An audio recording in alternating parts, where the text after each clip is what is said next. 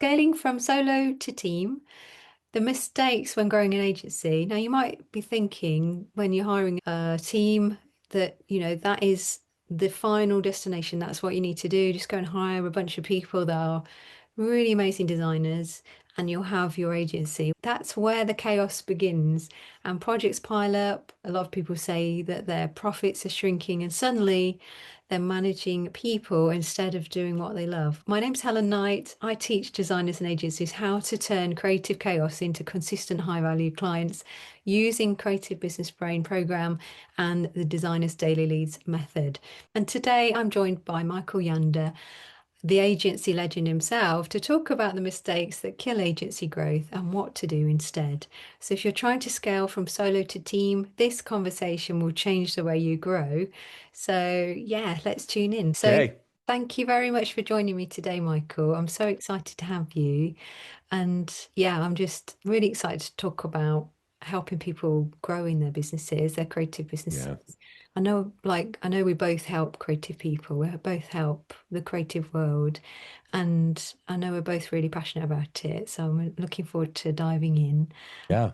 Yeah. So is it all right if I kind of start off with, yeah, but basically a lot of people that come to me are in total chaos. Yeah. So Yeah. yeah. Same with me. Yeah. So how do you, yeah, I'm just curious what you focus on first and how you calm it down. That's what I find Uh, is important. with the chaos. Yeah. Okay, so I'll just go back in time to when I started. I was a freelancer by accident, had gotten laid off from my position at Fox, and then I started freelancing for my friends that were at Disney and Warner Brothers and Sony and stuff. And so I had all these awesome clients, and I had this huge demand coming on me, but I was afraid of being in business on my own. I felt like I was just forced into freelancing, and it wasn't my intentional thought to say, I'm going to go be a freelancer. Yeah. And Oh, then that was even worse when my freelancing got so busy that I needed to hire. I was still in this fear mindset of, oh no, now I'm supposed to hire people because I'm so busy, but I don't even want to be a freelancer. I'd rather just get a job.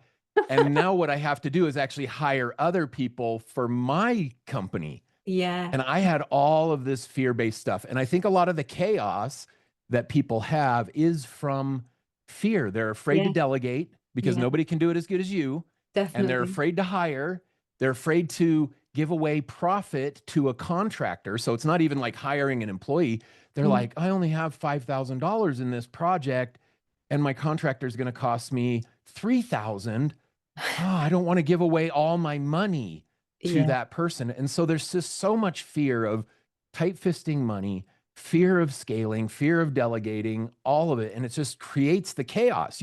It's self-inflicted, the Yeah. chaos. If you have demand from clients, then and you have chaos, it's because you're afraid to delegate, you're afraid to grow, you're afraid to hire a contractor, you're afraid to hire an employee. It's just Yeah. so fear-based in that. Now, So- obviously, putting in good systems and processes and things helps alleviate the chaos, Yeah. but that goes in harmony with delegation. So I Mhm. bundle that into you're afraid to delegate, which means you don't have processes documented and you just do everything out of your head and your whole life feels like chaos. Yeah.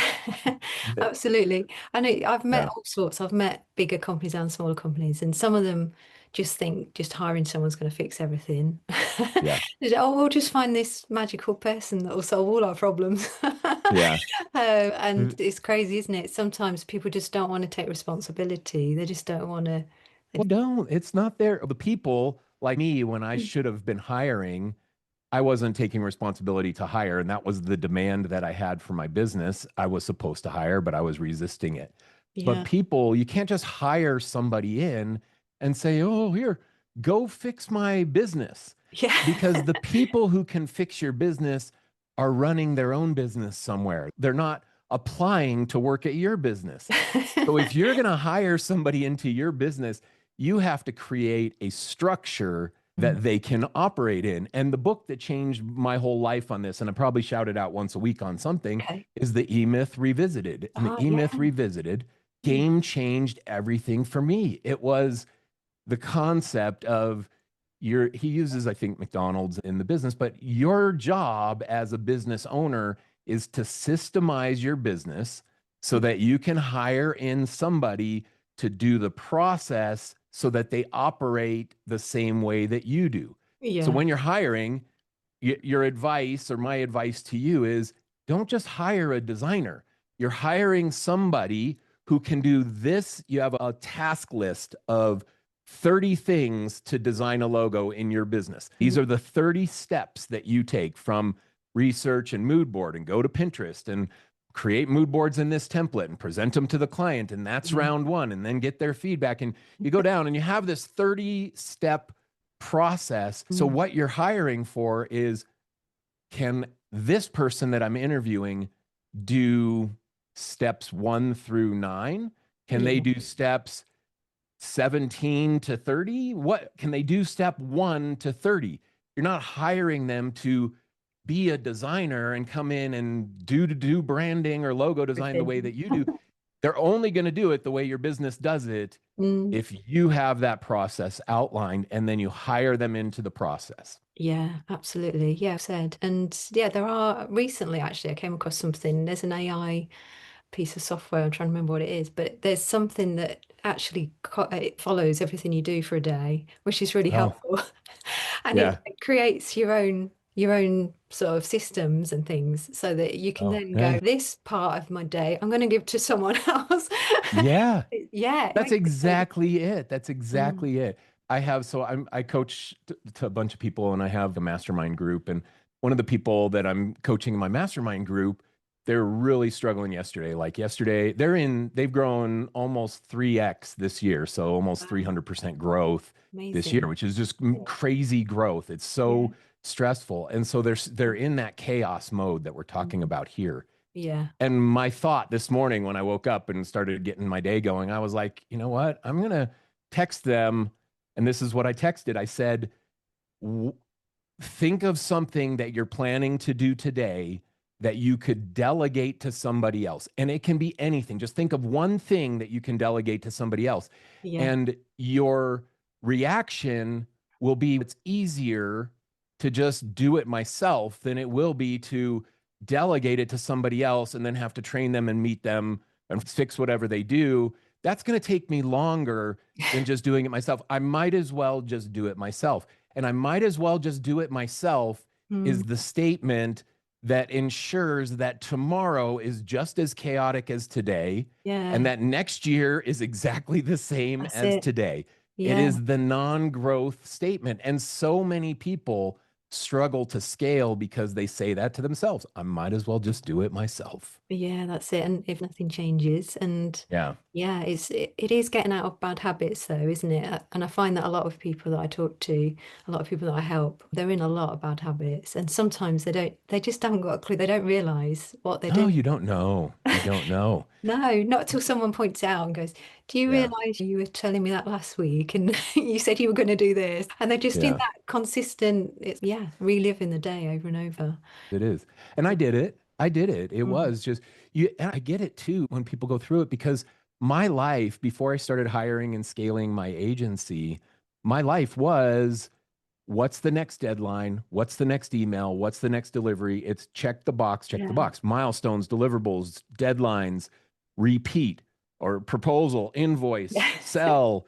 It was this, that repeat. And you don't have time to step back and say, scale, hire, offer letter, human resources. You don't, you're just so caught up in the scramble of every day that you can't step away and think, you can't even think those things, let No. alone do them. Not at all. That's it. And it is Yeah. just like getting that clarity from if you're in the thick of it, it's very hard to see like through the woods for the trees Yeah. sort of thing. But Yeah. if you've got someone looking from the outside guiding you, it's Yeah. like you having a blindfold on, having to trust someone to take you through a good pathway without Yeah. hitting anything. And you do have to trust people to help you. And I think I found that really hard when I was younger. I tried to do everything on my own for a long time. And Hmm. it was really hard work and it was very painful. So Yeah. yeah, I think when you do start to delegate, you do start to trust people and you do start to just be able to let people help you. Oh my goodness, Mm, just relaxing and start enjoying what you're doing again. yeah. Because we've seen that so many times. People that I've interviewed after we've helped them, they've just got this beaming smile and they're like, I'm actually enjoying it again. I'm like, yes, that's Yeah. what I want you to hear. That's exactly what I want to hear. I want you to tell me you're enjoying it again, that you're finding it Hmm. easier, that you're working with the right people. That's all I want to hear. Hmm. Yeah, it's exciting, really exciting. Yeah. Yeah, and I think a lot of people do get stuck in that. And I think, yeah, it's a bit like it's almost like you've got to keep realizing your own, you've got to have more self-awareness as you grow your business, haven't you? You've got to really Hmm. work on yourself at the same time. And we do Yeah. a lot of mindset work as well. We help people massively on the mindset side because we realized it. Originally, I never used to teach mindset at all. I never used to touch Mm. it. I always thought, oh no, that's personal stuff. People don't want to talk about that. Mm. And then I realized, no, people do need to talk about that stuff, and it's so important. Yeah, it Yeah. it really holds them back otherwise. Yeah.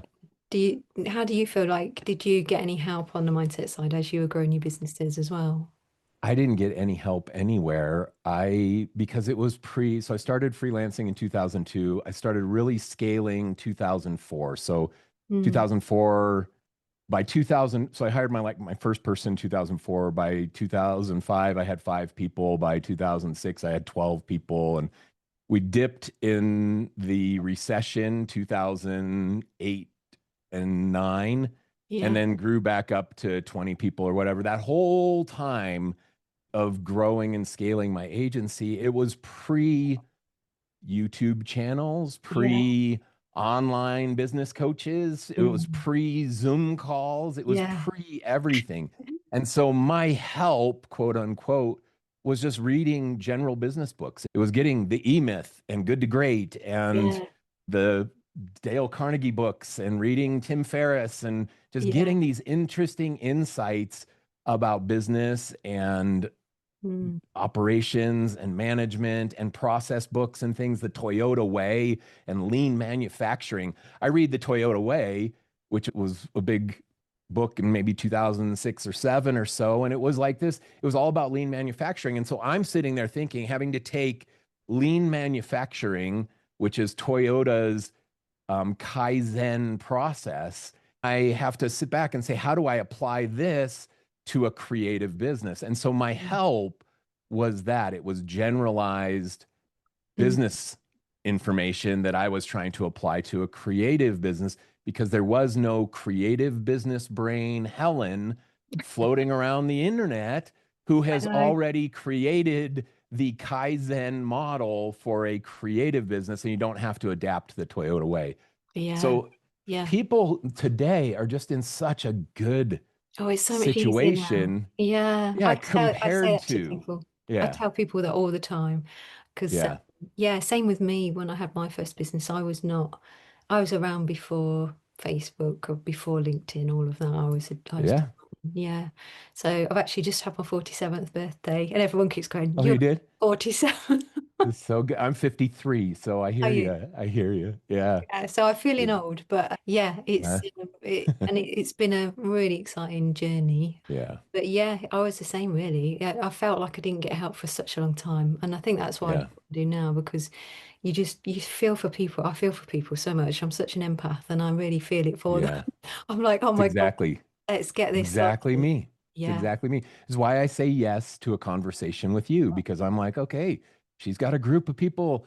I want to help those people too. yeah, And if I can great. give somebody a little nugget that Mm, helps them get past a hump that was painful for me, then yeah, I'm all for it. It is that hero's journey. Somebody mentioned that to me yesterday. It's the hero's journey. Like it you is. go through it and you pass your tests and you get to the end of your story and then you want to go and help the people on the path behind you. And there's Yeah, so much good energy in doing that, so much validation in what I do and what you do, I'm sure, in yeah, because it's just so enjoyable making sure that Sally is not crying herself to sleep every night for 5 years like I did or you yeah, me did when too. you're trying to, yeah, when you're trying to grow a business. Absolutely. Yeah. Yeah, it's just yeah, kids these days. Yes, kids these days, they don't know how good they have it. It's so funny. But Yeah. yeah, if we talk a little bit about hiring people, for instance, I never even knew. I used to feel really uncomfortable hiring and interviewing people, not knowing what to ask. Like, really, I just remember fumbling my way through things so much. Yeah. Yeah, have you got any advice on, yeah, for people that want to hire, like how to make good moves with hiring? I love that. Yeah, so I systemized everything. So I have a process for probably everything in the creative business. And my process for hiring, and most of it came from me reverse engineering how I did things at my business so I could teach people how Mm, to do them in their business in a way that was successful for me. yeah, Hiring for me, I started to realize that the most important thing in hiring someone was to find somebody who fit the culture. That was priority one. I wanted somebody yeah, who I could work with, who I liked, who I could collaborate with, who I wasn't afraid to put in front of a client. It was the soft skills. That's what mm, I loved. And it is easy to find someone. Let's just take this and say you're hiring for a graphic designer position. It's easy to find a lot of great designers out there in the world. There are millions of amazing designers out in the world. What I would look for is the amazing person who can do design. yeah, That's the difference in things. So I would always, I went in it with this mindset. And this is what I teach people when they're looking for a job. If you get to the interview, in my opinion, it's your job to lose because you already sent in your application or your resume, your cover letter. They went to your website, they looked at your work. You have proven that you are worthy enough to talk to. mm, If you nail the interview, you will get the job. If you nail the interview better than the other candidates, you will get yeah, the job because your work already passed the test. And a lot of people who go into the interview, they feel like, oh, I got to be ready to talk about my work and talk about my work. For me, when I interviewed, I already knew their work was good. I could yeah, see the polish, I could see the details. I knew it was good. I may ask a few questions about some technical things and just tell me what your role was on this project, just making sure that it wasn't somebody else's project and they were a junior designer and they're trying to pass it off as theirs. So I would do enough vetting for that. But most of my interview was tell me what you bring to a team. Tell you are in my team, and our job is to dig trenches. It's not to design things and create marketing and anything. It is to dig holes or dig trenches. Why do I want you on that team that I'm on? And mm, what I'm looking for there is people who say, you know what? I'm a team player. I will be the first person to pick up the shovel and I'll be the last person to put the shovel down. yeah, And when that's it. people are struggling with theirs, I'm going to go and help them dig in their trench and pull out the rock that they keep hitting with their shovel. I'm going to be that person in your team. So I'm looking for cultural fit, not can you dig a good hole? Because I can teach somebody to dig a good hole. I can teach somebody to get from their designer level 6 to a designer level 8. I can Mm, teach that to somebody. I can teach them to have a critical eye. I can critique them into polishing up their design. What I yeah, can't teach is somebody to have integrity, to have a kind hearted, empathetic personality, to have somebody who can sit in front of a client and be confident and talk to the yeah, client and not be sheepish. I can't teach that nearly as easy as I can teach somebody how to design. yeah, So my interviews were that. It was talking about that kind of stuff. How do you manage a project? How do you deal with a client who's mm, frustrated? It was all that kind of stuff. How do you yeah. sideways delegate? Yeah, No? really getting to know them as their Yeah. personality, and yeah, absolutely. And can you remember the first person you hired? Can you remember what? Oh, heck yes. Yes, my first person. Yeah.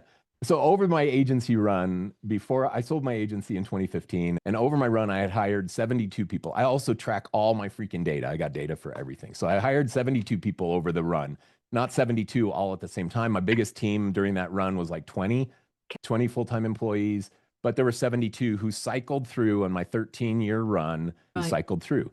Some of them stayed for years. Some of them I fired after 2 months. Some of them left after 6 months. It was always just the flow of a normal business. Yeah. Anyway, the first person that I hired came as a result of my neighbor who had a son who was in high school and he was good at computers. That was his resume. He was good at computers. And so I was like, okay, I have every need that there is. All I need is a warm body who is good at computers, and I can teach that person how to be effective in my business. And he was good at computers. So he would go to high school, then he'd come over to my house and sit in my basement with me in the afternoon till 8 o'clock at night when I was working. Yeah. And I just taught him how to. So I was doing a lot of banner ads back in that day, the Oh rich yeah. media banner ads. And I would build these templates for banner ads. So all I had to do was swap out assets in my Flash file and build it. And so I would design the banner static, get it approved by the client, then I give it to him and he would put it into my template for 728 by 90 and he would pop in the things and it would automatically animate and stuff. So he was just production, just Great. cranking out production. Done. He could build on my HTML templates. He could build on my Flash website templates and things. And he was really good. So that was my first Yeah. hire. I do tell people this when they're ready to hire. A lot of people are like, who should I hire first? Should I hire a junior designer? Should I hire a production person? Should I hire a VA? Should I hire an art director? Who do I hire? Yeah. And in the early days, you have every problem. So post 3 jobs and you hire the first person who you love, who you think, oh my gosh, this is the person. I want to hire this person. And maybe that's because it's an art director who you found and it clicked and you're like, this is the one. Or maybe it's the junior designer who clicked and you're like, this is the one. So who Yeah. do you hire first? Maybe it's your project manager and you post that job. You have every problem. So post every job, see who applies, interview the people, and hire the best one you find first. Yeah, it's good That's, advice. yeah, that's my Yeah, advice. And it takes absolutely. away the who should I hire first. You don't know. You're trying to make a decision based on limited information. You don't know who's going to apply. So Yeah. post all your problems. You got every problem, post them all. That's it. Yeah. Yeah, definitely. A lot of people haven't really identified them first. So yeah, get a list and identify Yeah. them all and work out Yeah. which are the low cost ones, which are the high cost ones.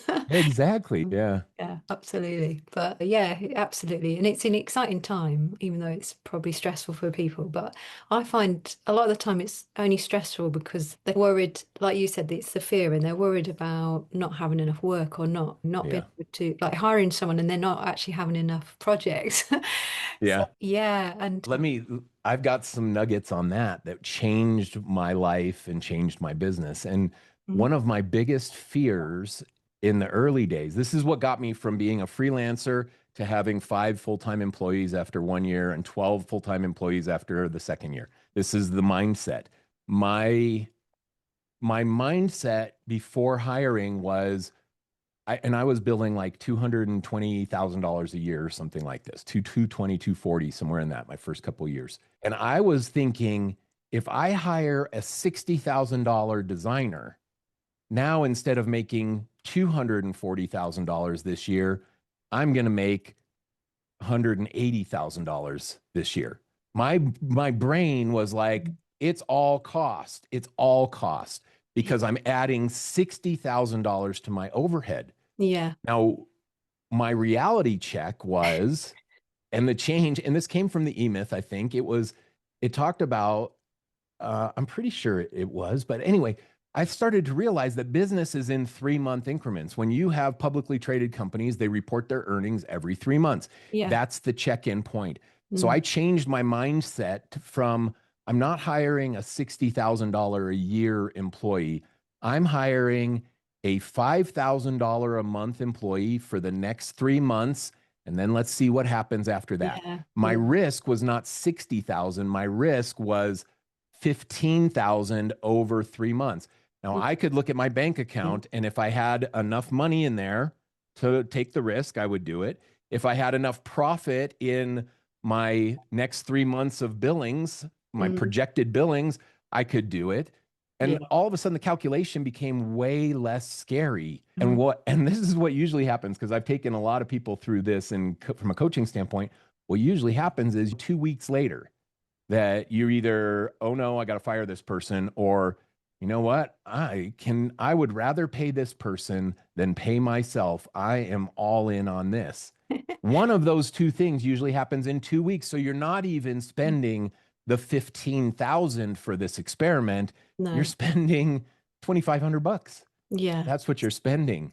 Mm. And then you Totally just get it. take it day by day. You take Yeah, it day that's by it. day. And I always Three say to months later, do you re up? Are you going to re up your commitment? I did, and it led to 20 employees over time. That's yeah, what well it done. led to. Yeah, Yeah. that's it. And I think as long as you're doing the right things to attract the right clients at the same time, then there's no risk as long as you've got a proper process to do that. Because I think like a lot of people are still doing things a very old-fashioned way when it comes to lead generation, and they just leave it to hope or chance. And Yeah. I've heard all kinds of really awful things that have happened when people have done that. And yeah, it's oh my goodness, yeah, real horror stories. Yeah, it's so important just to have an open mind and learn a new way to do it. It's so much easier these days online. You can talk to anyone, you can talk to Yeah. everyone, and as long as you know how to do it in the right way, you can literally you can find your team, you can find Hmm. clients, you can find amazing people to talk to on interviews. Hmm. As long as you're doing it in the right way, yeah, there's no worry anymore, which is great. Yeah, I think some people just because they're not aware of that, they're still doing it like in the old way. They're still tiring themselves out networking like crazy, Yeah. and just like ringing all their old contacts they used to work with, doing things like that. Oh, so and so I used to work with. Let's see if they've got any work. And just it's like you don't have to work like that at all. You can have people really excited to talk to you every single day and Hmm. genuinely wanting to get on a call with you just by putting the right things out there. Yeah. And it is a really it's when people realize that because we do get a lot of skeptical people as well, of course. But when they Hmm. genuinely realize that, it's so lovely because they really run with it, and it's wow, it's like you've set them free. Yeah, it's lovely. So yeah, so how did you find like keeping the momentum of your clients as well as keeping your team happy? Like, how did that? Yeah. Yeah. Well, that's a good question because there's another component to this, and people think, oh no, if I hire somebody, now I'm going to give away a portion of my money and now I'll be making less. When in reality, the things that will make you the most money as an entrepreneur, there are Mm, three things that are super hard to delegate. The three things are you have to have a vision, you have to have strategy. Where are you going? How are you going to get there? You have to have a plan and a vision. The mm. next thing is that you have to manage your business financially responsibly. You have Yeah. to make sure that the money is there, that you're bidding things, that you're collecting in the right cadence from your clients to keep the cash flow money churning so that you can afford it. And then the third thing is you have to manage the high level client relationships. It's not every sale, but the high level stuff you have to be involved so that you can close the projects. Yeah. So those are the three core things. Now, when you look at this and you look at the chaotic freelancer who can't scale and they're afraid, most of them don't have a vision past, I got to get today's deadlines done. Yeah. That's their vision. Yeah. They don't know if they're profitable. They're just throwing prices at clients and just hoping for the best. And they don't track their money. They don't track their wins. They don't know their financial data. Mm, And selling is like one of the first things that goes. When you're busy cranking out work, you're mm, not going to the networking thing. You're not reaching out to your past clients. You're not keeping on the radar. You're mm. just cranking out the work. So, those three things that are the things that will move the needle on your creative business are like the first three things that people quit doing or don't do at all, never Yeah. did. And Yeah. so they're stuck. Now, the beauty of hiring, and this is where it gets exciting, is that if you hire the right person who frees up your time, and then you start to put your time into vision, strategy, roadmap, how we're going to get Yeah, I there, was the gonna plan, say that. managing your finances, pricing things better, and Mm. nurturing your high level client relationships, you're going to get more work as a result of hiring that person. Your Yeah. business is going to be more profitable. Mm, So, absolutely. hiring someone is an investment that frees up your time to do the things that will actually help you have a better business and scale. Yeah, and the time Yeah. to really think about what you want and how to, yeah, think of new ways of building in a smart way. Definitely, yeah. Yeah. And you talk Yeah. about vision. I've got my vision map up there on my wall You there, do? Yeah. Good for and you. I'm always looking at it every day. And I Uh, encourage everyone to do one. Everybody I talk to, even people that aren't even clients yet, some of them that just are so lost. And I say to them, you really just need a vision. You need to know what you want to create in life. If mhm, you don't know mhm. what you want to create, it's so hard. You feel so stuck. But when you start looking ahead, most people never look ahead enough. When you start looking ahead, that's when you get excited. That's when the possibilities start coming to you, uh, Yeah. and you start really honing in on what you really want. A Mhm. lot of people just don't give themselves permission to have what they want. That's another thing. No. I say, so you can Yeah. Mindset have anything. stuff for You can sure. have anything you want. I used to be Hmm. like that when I was younger. I was so like shut off from what I could have had earlier on. I didn't Hmm. realize at all. I was so unaware. And yeah, that was a massive shift. I think it was that big shift out of fear. As soon as I got out of fear, I was fine. I was like, okay, I'm not scared anymore. I'm going to really go for what I want and I'm going to enjoy the rest of my life. Hmm. And yeah, it's when you make that big shift, everything changes. It really does.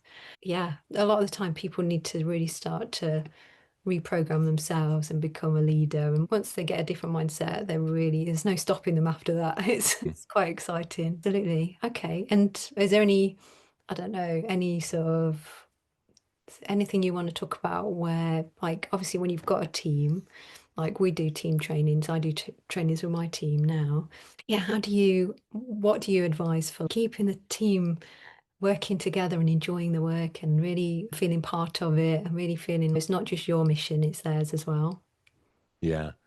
We did two things that were helpful. None of these are too revolutionary, but we called it the 9 at 9. It was 9 minutes at 9 a.m. And it was an all hands team meeting. And our account managers were there. Everybody just went around the room. Here's what I'm working on today. Here's what I'm working on today. This is my priority. Our account managers were there saying, okay, this needs to go. This needs to go. I need this by 3 o'clock.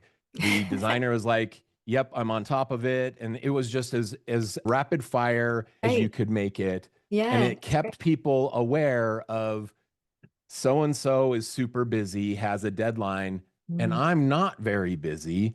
And we would hope for the person who's not so busy to say, oh, my day is lighter. I can pitch in on that if you need my help.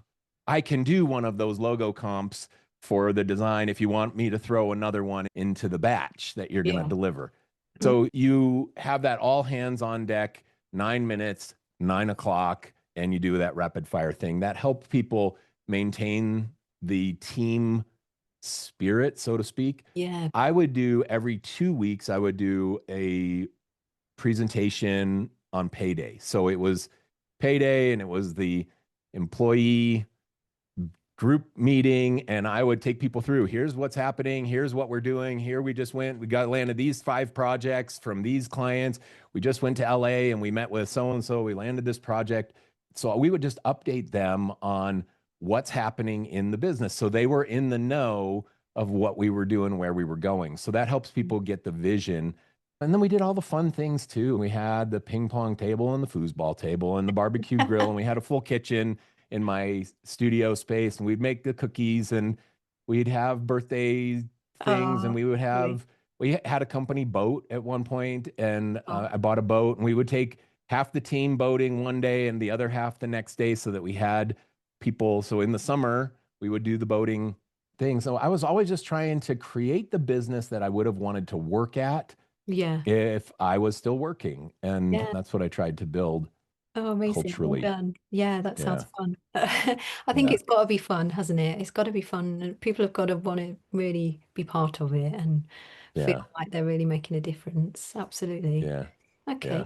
And also, so that's, I think, like, even just that's such an important part of having some kind of process or something in your business that really makes a difference, like the team Hmm. kind of feeling as well. But what other systems and things do you feel that people need early on? What would you say are like really important systems you think that they should focus on? You need a data tracking system. You need to track, and my key pieces of data You got to track all your proposals, what their price was, whether you won and lost those, and what your win rate was. Yeah, yeah. I'm winning 60% of my projects, 80% of my project, 95% of my projects. You need to know that number because if you're winning too many, you're pricing too low, everybody's saying yes, there's no resistance. You could be making a lot more money with less work if you pushed up your prices and got a lower win rate. So you Mm. have to track that. And a lot of people aren't tracking that. I always tracked how much am I billing this month versus how much my business cost. Not how much did I collect this month versus how much it cost, but how much did I invoice this month? Mm. Because I can control my invoice timing. I can't control when my client pays me timing. Right. So as long as I'm invoicing more than I cost, then I know the other months will work themselves out in the collection versus cost. But I Yeah. tracked it all the time, all Yeah. of that. You need to know how much money is in all your freaking bank accounts, and you probably should know it every single day. How much Yeah. is in your business checking, your business savings, a business tax account that you might have opened up, a business brokerage account. I had money in an investment account for my business. It was business money, but I had it in an investment account because Yeah. I was needed to make money on that money, and I had too much money sitting in my business accounts, but I couldn't take it out because I had so much overhead. So I just left it in the business, but I always knew I was always checking what are my numbers. I knew you Yeah. need to know every day. Mm. What you focus on expands is the Oh, yeah, cliche. it does. And if you want your bank account to grow, then focus on your bank account and watch it grow. Watch it grow. Don't hide from it. Yeah, definitely. No, that's brilliant. Yeah, it's so important. A lot of people, especially if they're worried about stuff like that, they try and hide it, don't they? Rather Yeah, they than, hide it. They're afraid. I don't want to look at yeah, it because I'm afraid. No, yeah, look at it. yeah, Okay, so that's, you're asking what systems you need a data tracking system. You need a process, a checklist process for every type of project that you do. yeah. Now, if you're hiring somebody, then day one can be them making the process, not with their ideas, but you say, okay, designer, you're my very first designer. I'm super excited. Let's sit down. I'm going to turn on AI audio tracking and I'm going to talk you through everything that I do. And then we're going to have AI turn it into a checklist. And Yeah. then you're going to review the checklist. And that's your job. It's to do that checklist. Yeah. Now, some people will be like, didn't I hire that designer to be creative? Yes, you hired them to be creative inside of your system. They Mm. don't get to choose what the delivery template looks like. That's your business. They Yeah. don't get to choose whether they're doing mood boards or skipping mood boards. That's your business. The Yeah. process is yours. They get to choose with their creativity what they put in the mood board, Mm. what they design the first logo sketches to look like, what they design the color palette to look like, not if there's a color palette that you attach to the delivery of your logo. They Mm. don't get to choose that. So you have to create that system. My business does things this way, and then you put people into place to be as creative as they can inside those guidelines. And Yeah. you need a process for everything. I Everything do should be a everything. process. Yep, Absolutely. everything. Yeah, and it's crazy how you think there's so many things you do and you don't realize till you start tracking things and start really monitoring everything. It's really, and it does take Hmm. time to do it all, but it's so worth it because you really need something you can rely on and a way of doing Yeah, everything. yeah, You don't want everyone confused in your team, like not really knowing what they should be doing, and right. everybody like crossing over roles and things like that. I've seen a lot of chaos, and it's can all be fixed one thing at a time.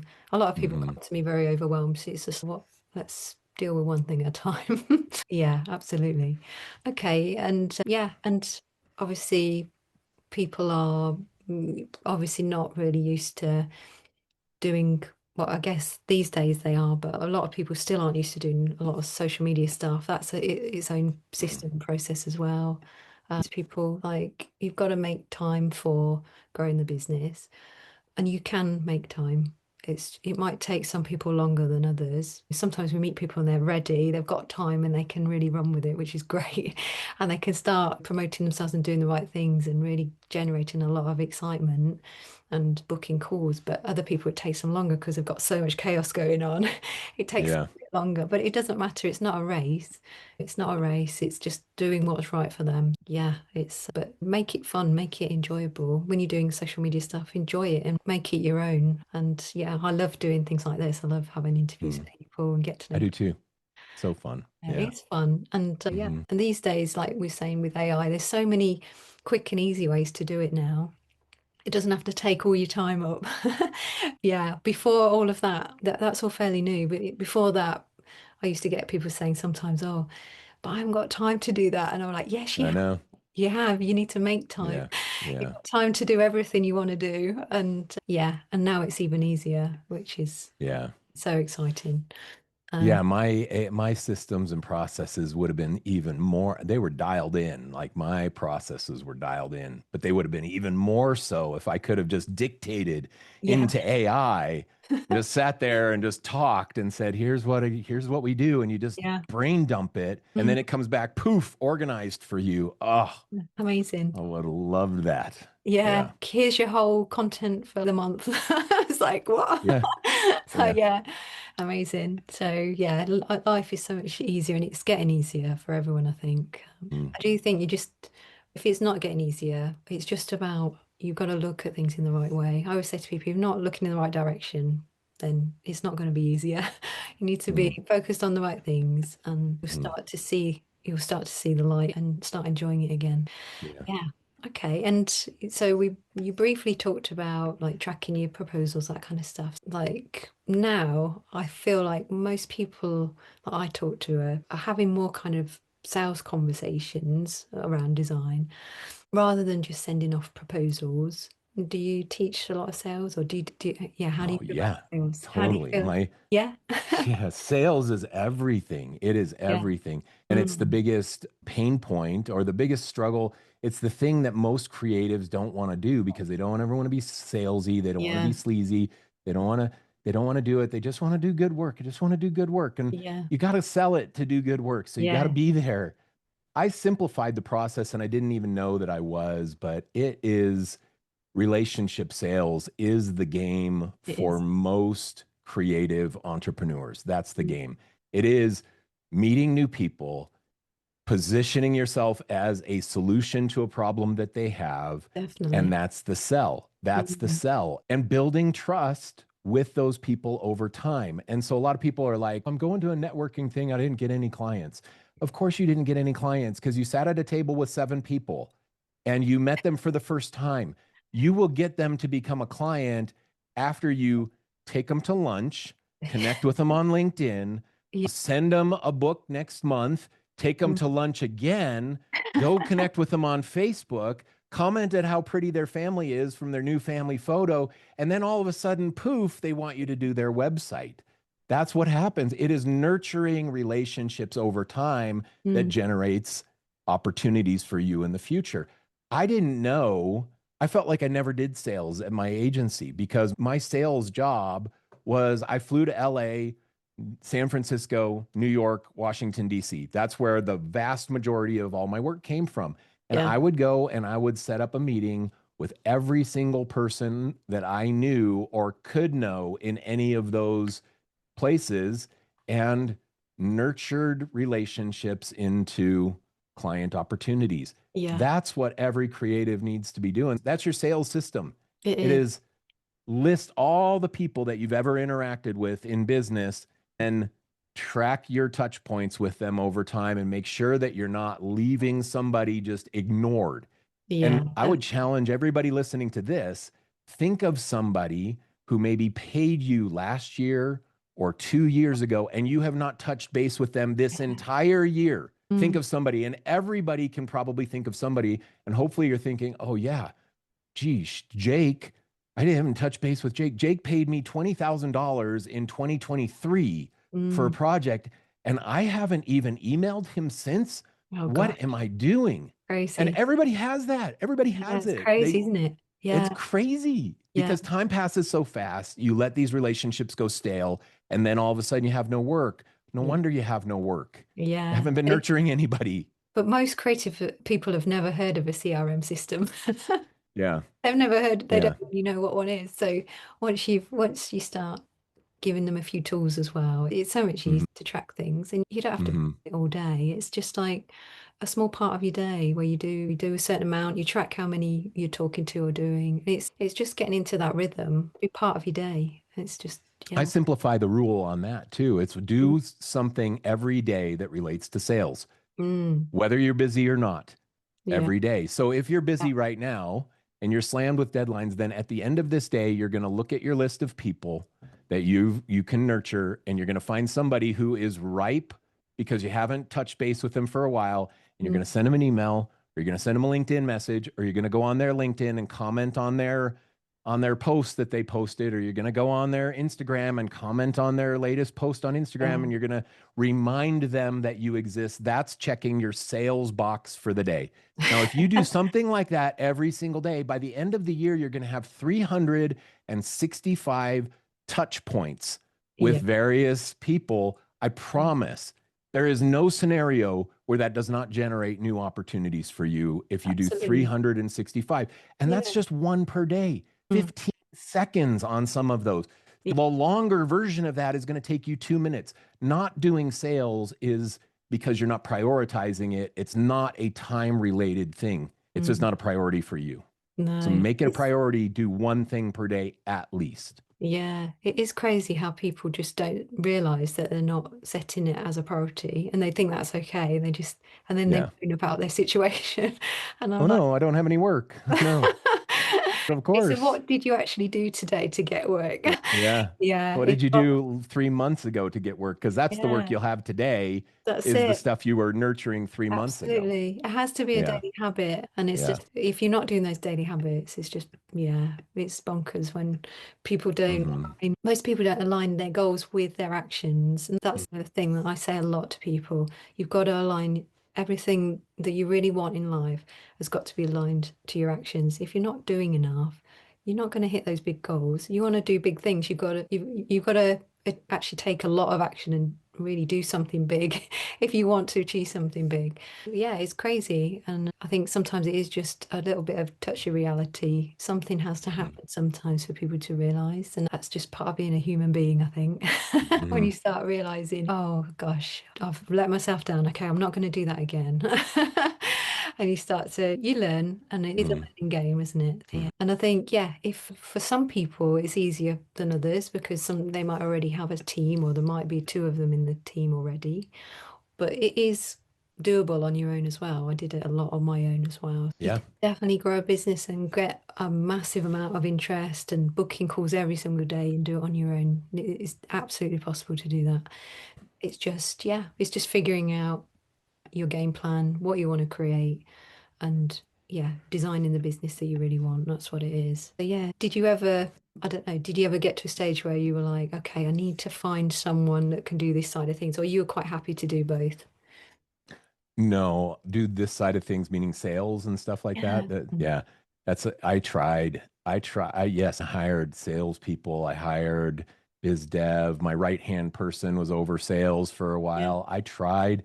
It is one of the hardest things to delegate in a small boutique creative business. So Mm. we're 20 people. I have two or three people that are business development, but anything sizable, I needed to be in the meeting. That they could greenlight something for my agency. The later years, average projects were like 50 to $80,000 projects Yeah. we would have from clients, and bigger things were 200, 300, Yeah. $500,000 engagements that spread over months of time. So that was what we were doing at the later years. And if we were going to land those, somebody spending $500,000 with your business is going to want the founder of the Yeah. business to I be agree. at the table. Yeah. Yeah. Yeah. And a lot of people they're trying, a lot of creatives are like, I just need to hire a salesperson.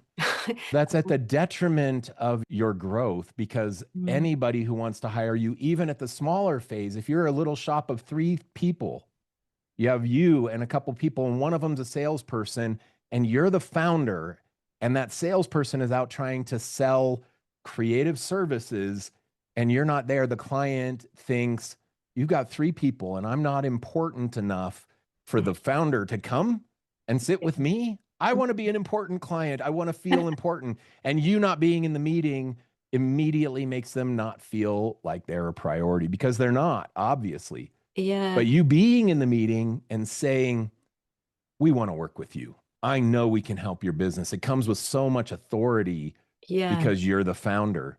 So don't definitely. hide from sales. Don't hide from sales. No, I think it can work either way, but I do understand about the bigger ones. I definitely think if it's a much bigger client, definitely to be in that meeting. There's a piece you can delegate, but it's not sales. Let's break out sales.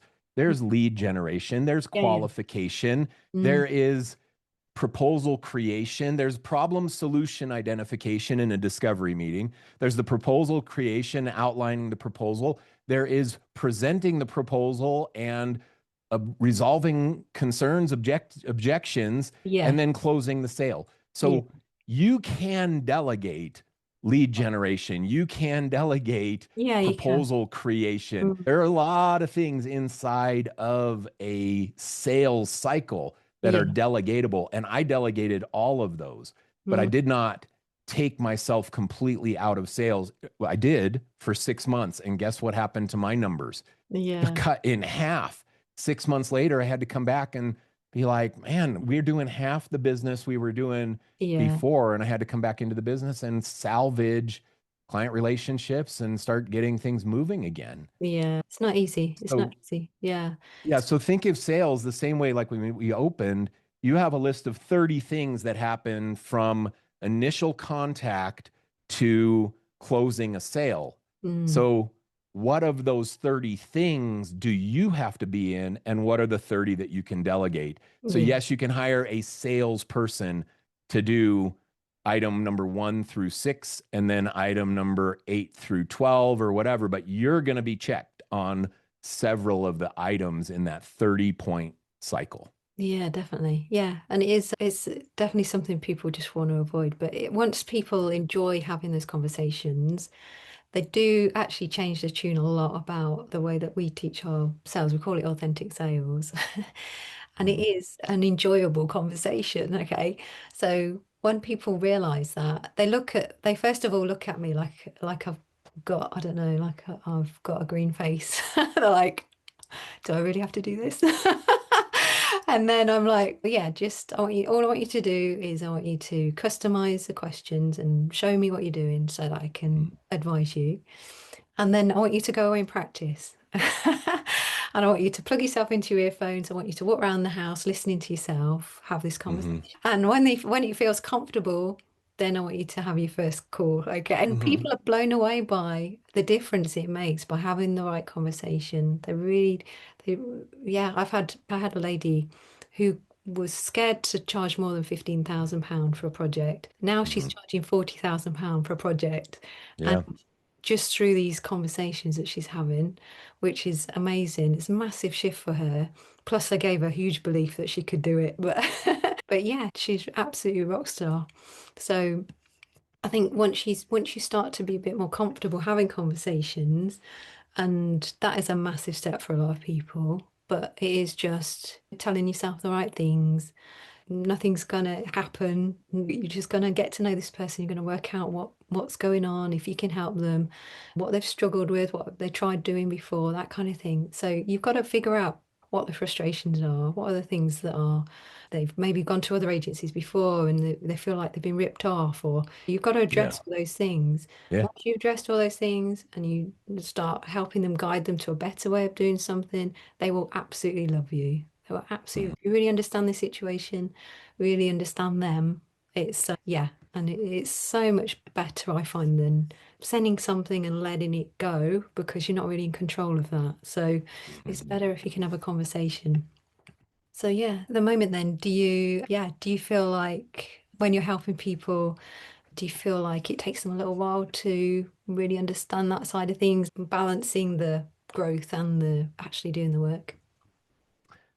Oh, yeah, it's different for everybody. Some people are more mentally positioned to scale and they're not afraid of the hiring and things. And other people, it's very challenging because they're stuck in fear-based mindset and things. And Mhm. so I take people through, I believe in data, or data is the lifeblood of business. Data is the lifeblood. And so if you're going to scale and delegate and grow, let's look at your numbers and I'm going to plot it out for you so that you know that there's no fear in this. And then you're going to delegate you're going to hire and delegate. I'm working with somebody right now. Well, I'm working with a few people that are scaling and hiring their first person and stuff. Right. And you crunch the numbers and it takes away some of that fear. And then they get excited about shopping for the person. Everybody loves to shop. Let's go shop for a person to bring into our business. It's one of the best, most exciting things that you'll ever buy is Yeah, this new employee that gets to come. absolutely. Yeah, it changes a fear-based mindset to some kind of excitement. You Mm. show them what's feasible and how we're going to put in checklists, processes, how we're going to implement this and how great it's going to be when we get it in place. Then the fear of putting it in place goes away. But it is really different for every person on where they are Yeah. in their psychology of growing their business. Yeah, Yeah. absolutely. So if you had to give people like one piece of advice on, let's say they were a solo creator but wanted to grow, what would be like the sort of, I don't know, if there's one key thing, I know there's a million things, but is there one thing Yeah. that's most important, do you think? If you want to grow an agency, then be in business on purpose. Everybody should be in business on purpose, not accidental. But if this is your dream and your goal, then go do it. You get one career. This is one era that you can do it. And running a creative business, that era, you get a 20, 25-year run when you're probably seasoned enough to put it together. And then you've got the window of time and you're young enough to keep it going and being ambitious. You have this 25-year window. Do you want to wake up at the end of that 20 or 25-year span and not have ever done it if you really want to do it? If you Mm. want to do this, then freaking go do it. Yeah. Go do it.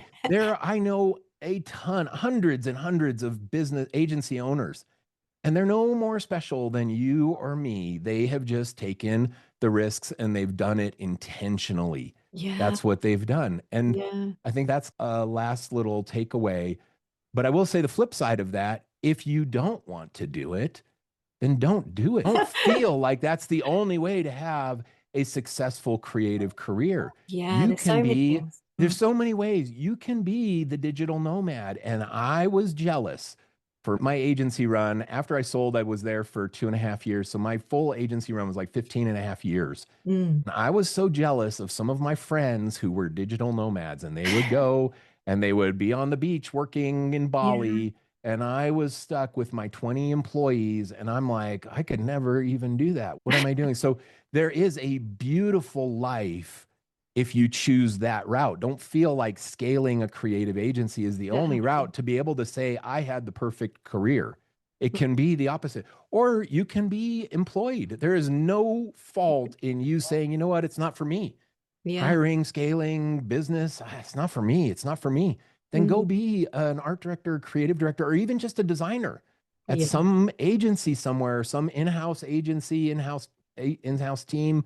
Go, you get your one career. So pick what you want and go do it. Go do it. Yeah, I love that. Yeah. Love that. Yeah, that and that really ties everything together really well. And I totally with you. I think people need to listen to themselves, listen to their heart and do what they're meant Yeah. to be doing in life. Absolutely. Yeah. Yeah. Yeah, amazing. I've really enjoyed talking to you. Thank you so Me much. too.